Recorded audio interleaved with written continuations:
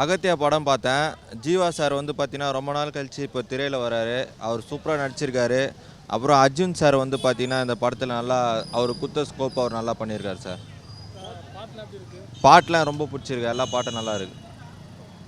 கிராஃபிக்ஸ்லாம் வந்து பார்த்தீங்கன்னா, இந்த படத்தில வேற டிஃப்ரெண்ட்டா பண்ணியிருக்காங்க. அகத்தியன் படம் பார்த்துட்டு வரேன். சூப்பராக இருக்குது. ஒரு ஃபேமிலியாக போயிட்டு நல்லா பார்க்கலாம்.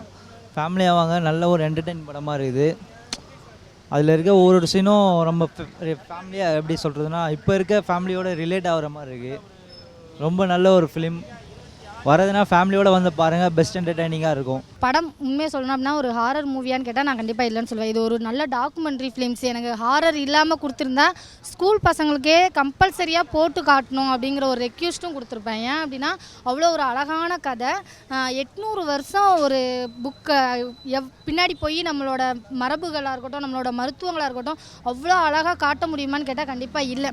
ஏன்னா நம்ம இன்றைக்கி வந்து சித்த மருத்துவம் அப்படின்னு சொன்னாலே நம்ம மைண்டில் அப்படின்னா என்னது அப்படின்னு கேட்குற காலமாக மாறிடுச்சு.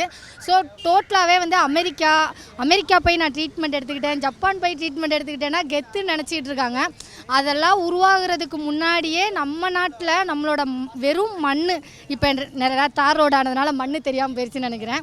ஸோ அந்த ஒரு மண்ணை வச்சு எந்த அளவுக்கு எவ்வளோ பெரிய நோயுமே குணப்படுத்த முடியுங்கிறத காட்டின விதம் அவ்வளோ சூப்பராக இருந்தது. நம்ம சித்தர்கள் அப்படின்னு சொன்னாலே சாமியார் அப்படிங்கிற மாதிரி, அது ஒரு மூட நம்பிக்கை அப்படிங்கிற மாதிரியே கொண்டுட்டு போய் காமிச்சிட்டோம். பட் இல்லை, அவங்க ஒரு விஞ்ஞானி. எவ்வளோ மருத்துவங்களையும் அவங்களுக்குள்ளே புதைச்சி வச்சுருக்காங்க. அதுவும் நம்ம நாட்டில் கிடைக்கக்கூடிய சின்ன சின்ன புல்லுலேருந்து மண்ணுலேருந்து அத்தனையுமே மருத்துவ குணம் வாய்ந்தது அப்படிங்கிறத காட்டின விதம் ரொம்ப நல்லா இருந்தது. இதை வந்து ஒரு ஹாரரில் கொண்டுட்டு போய் கொஞ்சம் சொதப்பிட்டாங்களோங்கிற ஒரு ஃபீல் இருக்குது. ஹாரர் இல்லாமல் இந்த படத்தை ஒரு டாக்குமெண்ட்ரியாக கொடுத்துருந்தாங்கன்னா சூப்பராக இருந்திருக்குமோ அப்படிங்கிற மாதிரி ஒரு ஃபீல் இருந்தது. உண்மையிலே அந்த அளவுக்கான கதை யோசிக்கிறதுக்கே உண்மையிலே டேரக்டருக்கு பாராட்டணும். அவ்வளோ சூப்பரான ஒரு கதை, அவ்வளோ சூப்பரான விஷயங்களை ஹாரர் கொடுத்து கொஞ்சம் கெடுத்துட்டாங்களோ அப்படிங்கிற மாதிரி ஒரு ஃபீலாகவே இருக்குது. சீரியஸாகவே ஆக்டிங் ரிலேட்டடாக எல்லாரோட ஆக்டிங்குமே சூப்பராக இருந்தது. கடைசியாக கிளைமேக்ஸில் கொடுத்த ஃபைட் சீன் சீரியஸாகவே எனக்கு ஒர்த்தபுளாக தெரியல. ஏன்னா பப்ஜி கேம் விளாண்ட மாதிரி ஒரு ஃபீலாக இருந்தது. அதில் அந்த மாதிரி சில விஷயங்களெல்லாம் அவாய்ட் பண்ணிவிட்டு கதை எவ்வளோ இம்பார்ட்டண்டான கதையோ அதை கதையை ஓரியன்டாகவே கொண்டு போயிருக்கலாமோ அப்படிங்கிற மாதிரி தோணுச்சு. ஏன்னா ஹாரர்னு சொன்னாலே ஹிட்டுங்கிற மைண்ட் செட்டில் வேலை கொடுத்துட்டாங்களோ அப்படிங்கிற மாதிரி ஃபீல் இருக்குது. அகத்திய படம் பார்த்துட்டு வரேன். கதை என்னென்னா, ஜியோ வந்து ஒரு ஆர்ட் டைரக்டரு, அவரோட செட்டு போடுறாரு. பட் ஷூட்டிங் வந்து கேன்சல் ஆயிடுது. ஸோ அந்த பணம் வேஸ்ட் ஆகுதுன்னு சொல்லிட்டு அதை வந்து ஒரு ஸ்கேரி ஹவுஸ் மாதிரி வச்சு பண்ணுறாரு. மக்கள்லாம் உள்ளே வராங்க, காசு சம்பாதிக்கிறாரு. பட் என்ன ஒரு விஷயம்னா, உள்ளே வந்து ஒரிஜினலாக பேய் இருக்குது. படத்தில் ஜீவா ஹீரோவா இல்லை அர்ஜுன் ஹீரோவான்னு தெரில. ஏன்னா அர்ஜுனோட கேரக்டர் தான் ரொம்ப வந்து ஹெவியான கேரக்டராக இருக்குது. பட் போர்ஷன்ஸும் பார்த்திங்கன்னா அர்ஜுனோட போர்ஷன்ஸ் வந்து 1 ஹவருக்கு மேலே வருது. ஸோ அவர் தான் ஹீரோ மாதிரி இந்த படத்தில் இருக்கார். படம் பார்த்திங்கன்னா ஃபஸ்ட் ஹாஃபும் உட்கார முடியல, செகண்ட் ஹாஃபும் உட்கார முடியல. படத்தில் பயங்கர லேகு.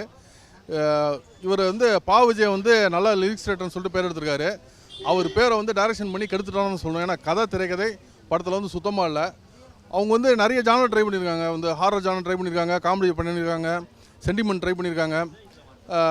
எல்லா ஜானருமே மாற்றி மாற்றி மாற்றி போட்டு ஆடியன்ஸால் ஒரு ப்ராப்பர் ஜானல் வந்து படத்தை பார்க்க முடியல. பயப்படுத்துகிறாங்க. நம்மளுக்கு வந்து என்னடா காமிச்சிட்ருக்கீங்கிற மாதிரி மைண்டு போகுது. காமெடி பண்ணுறாங்க, சிரிப்பு வரல. ஸோ இந்த மாதிரி விஷயங்கள்லாம் இந்த படத்துக்கு ஒரு பெரிய மைனஸு. டெக்னிக்கலாக படம் ரொம்ப சூப்பராக இருக்குது. ஒரு 100 வருஷத்துக்கு முன்னாடி இருக்க பீரியட் விஷயம்லாம் காமிச்சிருக்காங்க. அதில் art work, set work, costumes எல்லாமே வந்து ரொம்பவே சூப்பராக பண்ணியிருக்காங்க. நிறைய சிஜி ஷாட்ஸ் இருக்குது. சிஜி ஷாட்ஸ் எல்லாமே நல்லாவே பண்ணியிருக்காங்க. ஸோ அவ்வளோ விஷயங்கள்லாம் பண்ணிவிட்டு கதை திரைக்கதை சுத்தமாக சரியில்லாததுனால எல்லா ஹார்ட் ஒர்க்குமே டோட்டலாக வேஸ்ட்டாக போகுது. அதான் அந்த படத்தோட மெயின் மைனஸு. எந்த அளவுக்கு உங்களுக்கு மோசம்னா, ஒரு சீன் சொல்கிறேன்னா, ஒரு பேய் வந்து பயப்படுத்த வருது. பேயை பார்த்தோன்னா ஐயோன்னு நம்ம பயப்படணும். அதுக்கு பதிலாக பேய் லைட்டாக தான் ஃபேஸ் தெரியுது. பேய் பார்த்தோன்னா பேயா இதாவது அழகாக இருக்கா அப்படின்னு ஆடியன்ஸோட மைண்ட் அப்படி போகுது. அப்படின்னா பார்த்துங்க எந்த அளவுக்கு கனெக்ட் இல்லாமல் வந்து படத்தை பார்க்குறோம். கிளைமேக்ஸ் கிட்ட ஒரு பணத்தை வந்து பெட்ரோல் போட்டு எரிக்கணுங்க. ஹீரோயின் பெட்ரோலை வந்து அந்த காமெடியன் சாரா வாயில் வந்து ஊற்றிடுறான். இதை காமெடின்னு சொல்லி வச்சுருக்காங்க. நம்மளுக்கு ஆடியன்ஸ் பார்க்கும்போது ஏமா சீக்கிரம் அந்த பணத்தை போட்டு எரிச்சாலாவது நாங்கள் வெளில கிளம்பலாமே, ஏன் எங்களை வந்து சாவடிக்கிற அப்படிங்கிற மாதிரி ஆடியன்ஸ் மைண்டு போகுது. ஸோ அந்தளவுக்கு தான் படம் வந்து ஒருத்தர் இல்லாமல் இருக்குது. படம் ஒரு பெரிய ஏமாற்றம்.